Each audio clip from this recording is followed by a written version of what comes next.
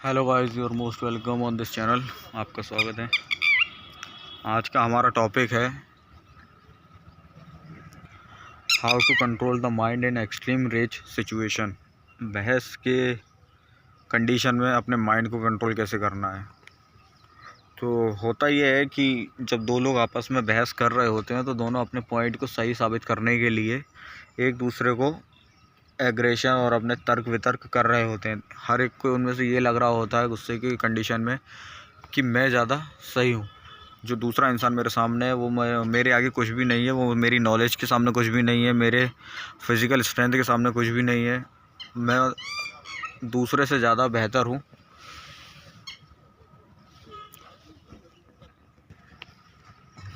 तो ऐसी कंडीशन में होता ये है कि इंसान अपना मानसिक संतुलन खो देता है और कोई ना कोई बात ऐसी बोल देता है जो उसने सोचा नहीं होता, क्योंकि हमारे शरीर में इस तरह के हार्मोन्स या केमिकल्स इस तरह के रिलीज़ होते हैं एग्रेशन में, जो कि नॉर्मल समय में रिलीज़ नहीं होते, जो हमारी कामनेस को बिल्कुल डाउन कर देते हैं। और ऐसे ही टाइम पे इंसान ज़्यादातर कंडीशन में गलत डिसीजन ले लेता है, जिनका पछतावा सारी ज़िंदगी इंसान को भोगना पड़ता है। बहस जो होती है दोस्तों, वो किसी भी रीज़न की वजह से हो सकती है, किसी भी कंडीशन की वजह से हो सकती है। जब इंसान खुद को दूसरों से ज़्यादा बेहतर मानता है और सामने वाला उसके पॉइंट को एग्री करने से मना करता है, तो एक नार्सिसिस्ट पर्सनालिटी जो होती है दूसरों को डोमिनेट करने के लिए अपना एग्रेशन या अपना एंगर या वायलेंट होने को चूज़ करते हैं।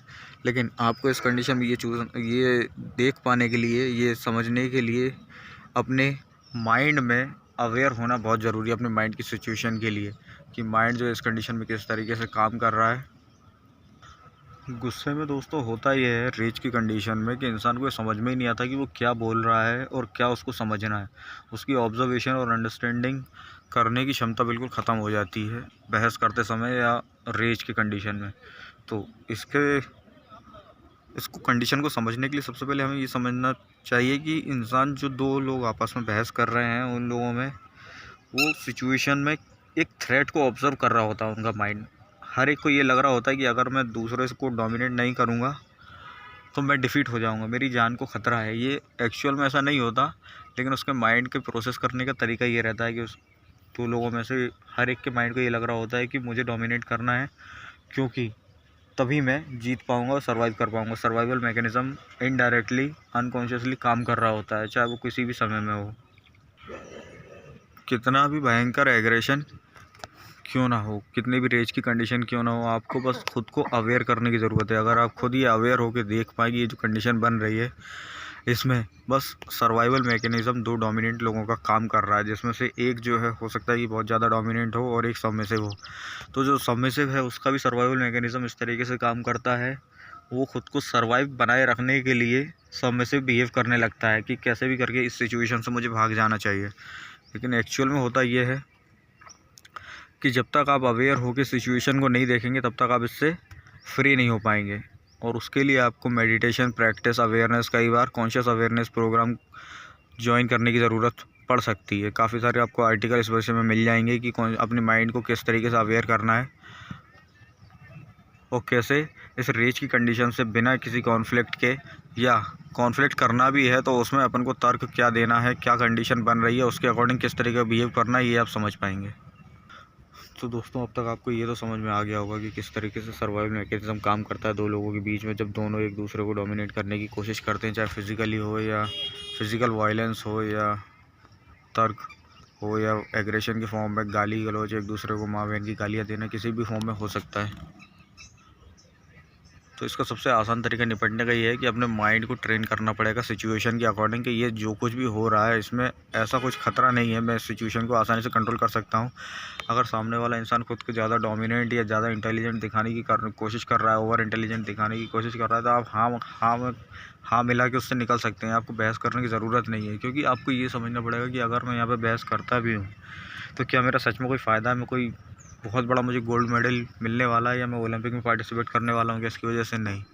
तो आपको वहाँ पे ये समझना पड़ेगा कि ये जो कंडीशन ज़बरदस्ती बनाई जा रही है, इसमें मैं भी इनडायरेक्टली पार्टिसिपेट कर रहा हूँ, तभी सामने वाले को एक मौका मिल रहा है एक सिचुएशन क्रिएट करने का, है ना। तो आप इसमें कोशिश करिए कि सबसे पहले ऑब्ज़र्व करने की कोशिश करिए सिचुएशन को, कि यहाँ पे ये जो सिचुएशन बन रही है इसमें कुछ भी ऐसा रियलिस्टिक है नहीं जिसमें बहस करने की ज़रूरत है मुझे।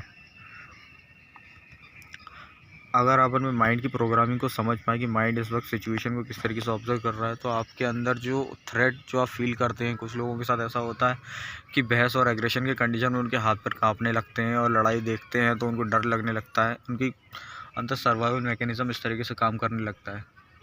तो आप कोशिश ये करिए कि खुद को अवेयर करिए, मेंटल प्रोग्रामिंग को इम्प्रूव करिए, है ना। उसको रीमॉडिफाइड तरीके से आपको करना पड़ेगा, रीप्रोग्राम करना पड़ेगा, किस तरीके से माइंड काम करता है, क्या सिचुएशन ऑब्जर्व करता है।